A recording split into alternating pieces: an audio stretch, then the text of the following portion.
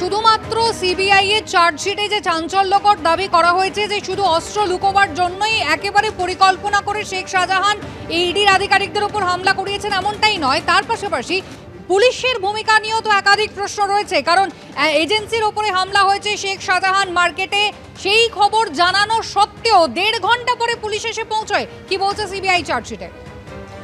দেখো, বেশ কিছু বয়ান সেখানে নেওয়া হয়েছিল এবং সেখানে যে বয়ানগুলো নেওয়া হয়েছে সেখানে একজন সিভিক ভলেন্টিয়ারেরও বয়ান নেওয়া হয়েছে এবং চাঞ্চল্যকর দাবি করেছে সেই সিভিক ভলেন্টিয়ার 7:30টার সময় সে আউটপোস্টে জানিয়েছিল যে শেখ শাহজাহান মার্কেটে যে তল্লাশি অভিযান হচ্ছে সেখানে পিছন থেকে বেশ কিছু মানুষ জড়ো হচ্ছে এবং তারপর 9টা নাগাদ সেখানে পুলিশ এসে পৌঁছায়। ততক্ষণে ভাঙচুরের ঘটনা ঘটে গিয়েছে, ততক্ষণে হামলার ঘটনা ঘটে গিয়েছে এবং সেই বয়ান যেটা দেওয়া হয়েছে সিভিক ভলেন্টিয়ারের তরফ থেকে এবং যারা সেখানে প্রত্যক্ষদর্শীরা তারা যারা দেখেছেন সেখানে যে জমায়েত হয়েছে এবং তারপরে হামলার ঘটনা, সেই ক্ষেত্রেও কিন্তু যেটা আমরা দেখতে পাচ্ছি যে সিবিআই এর তরফ থেকে সেই বয়ানগুলো তাদের চার্জশিটের মাধ্যমে তারা তুলে ধরেছেন এবং কিভাবে পুরোটা প্ল্যানিং ওয়াইজ হয়েছে এবং এই প্ল্যানিং এর নেপথ্যেই ছিল শেখ শাহজাহান, সেই বিষয়টা উল্লেখ করা হয়েছে।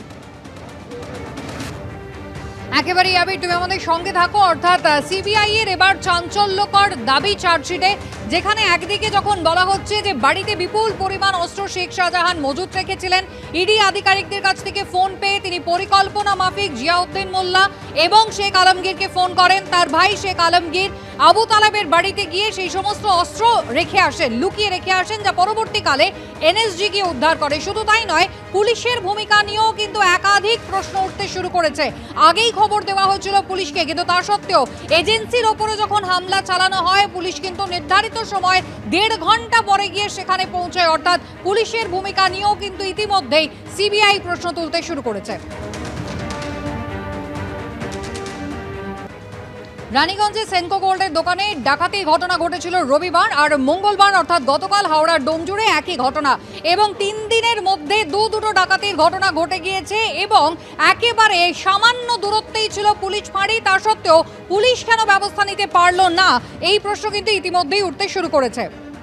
ডোমজুড়ে সোনার দোকানে ভয়াবহ ডাকাতি থেকেই স্থানীয় টিপার সাহায্য করেছিল, এই সম্ভাবনা উঠে দিচ্ছে না হাওড়া সিটি পুলিশ।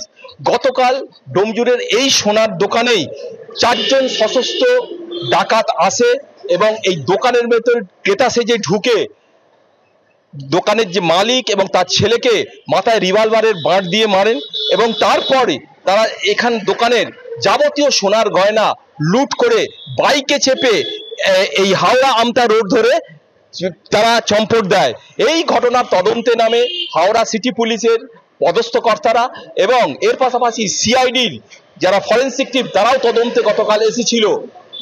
এই যে যারা ডাকাত তারা তাদের যে শোকেস থেকে যে সোনার গয়না নামিয়েছিল তাতে ফিঙ্গারপ্রিন্টের তাদের আঙুলের ছাপ কিন্তু নমুনা সংগ্রহ করেছে সিআইডি টিম।